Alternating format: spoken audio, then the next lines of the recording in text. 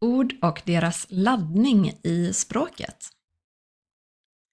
Ord är inte bara neutrala bärare av information.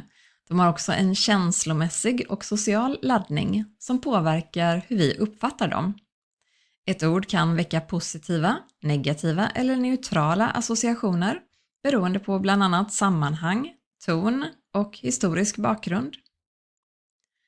Positiv och negativ laddning. Vissa ord har en tydligt positiv laddning. Ett exempel är frihet, som ofta förknippas med något eftersträvansvärt och värdefullt.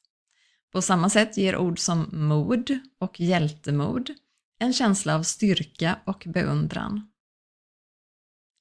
Å andra sidan finns det ord med mer tydligt negativ laddning. Snål uppfattas till exempel som något negativt, medan dess synonym, sparsam, har en mer positiv klang. Även ord som lat och slarvig är exempel på ord som i de flesta sammanhang har en negativ innebörd. Eufemismer och dysfemismer. Ett annat sätt att hantera ords laddning är genom eufemismer, det vill säga förskönande omskrivningar. Istället för att säga att någon är gammal kan man säga att personen är äldre, vilket låter mer respektfullt.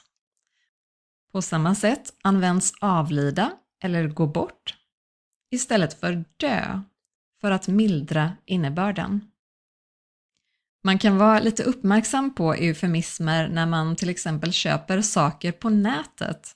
När någon säger att något har potential betyder det förmodligen att föremålet är i betydligt sämre skick än förmedlaren vill erkänna. Motsatsen till eufemismer är dysfemismer, alltså ord som förstärker en negativ bild. Till exempel kan någon som egentligen bara är kritisk beskrivas som gnällig, vilket ger en mer negativ laddning. Man kan använda begreppet skräpmat istället för snabbmat om man verkligen vill betona det negativa med maten.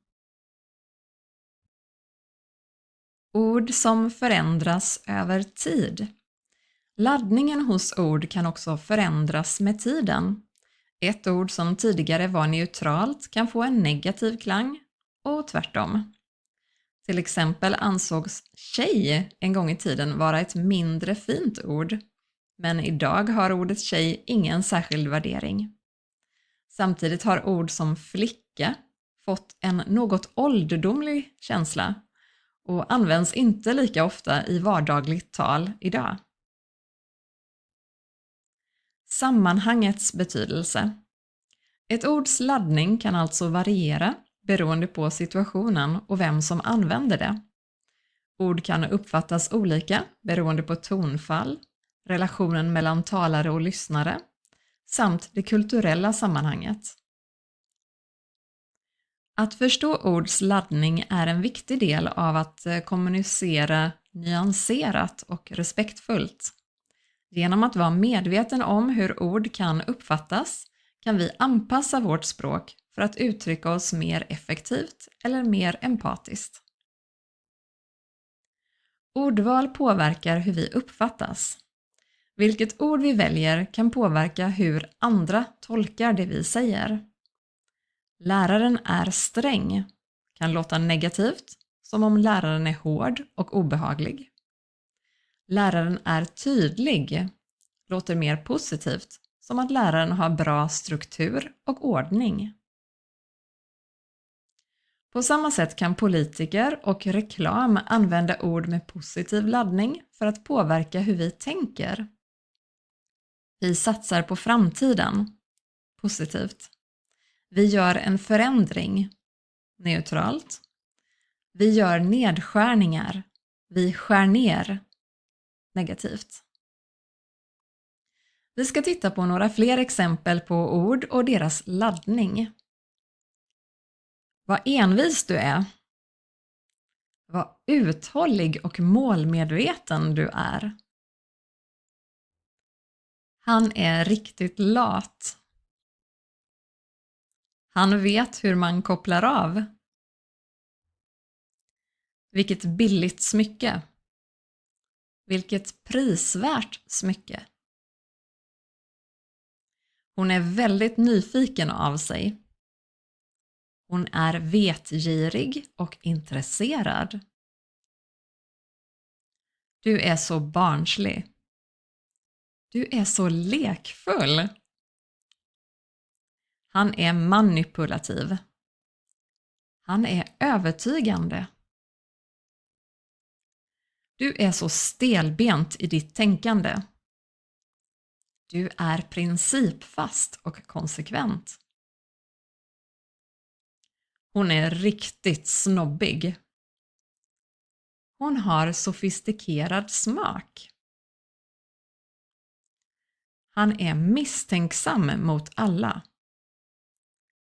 Han är försiktig och eftertänksam. Vilket skränigt barn. Vilket energiskt barn. Det där huset är gammalt och slitet. Det där huset har skärm och historia. Du är så naiv. Du har en oskuldsfull och optimistisk syn på världen.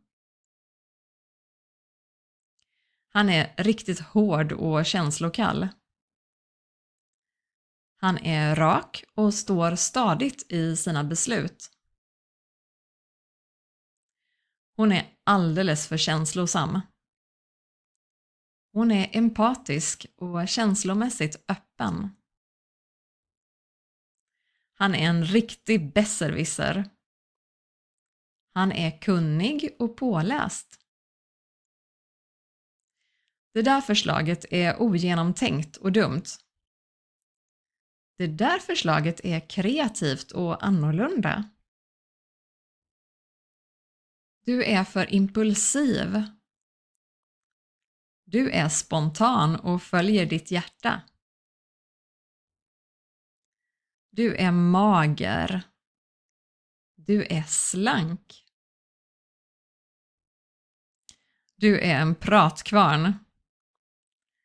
Du är utåtriktad och social. Du är snål. Du är ekonomisk.